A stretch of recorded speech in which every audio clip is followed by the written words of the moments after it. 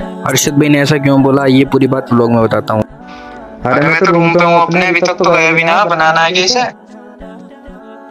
भाई कब जाओगे? उन दोनों के बस की बात ना है केक बनाना, सिर्फ बस एक ही बंदा बना सकता है, शाहरुख ब्लॉगर।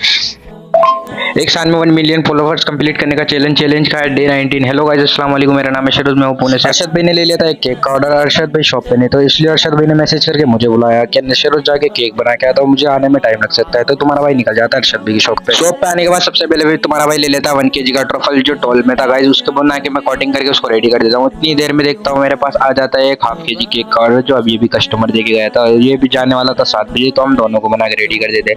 सबसे पहले अपना ½ kg का लुक कुछ इस तरीके से दिखता था। अल्हम्दुलिल्लाह अपना 1 kg का भी रेडी था टॉल में गाइस। कमेंट करके बताना केक कैसा लगा।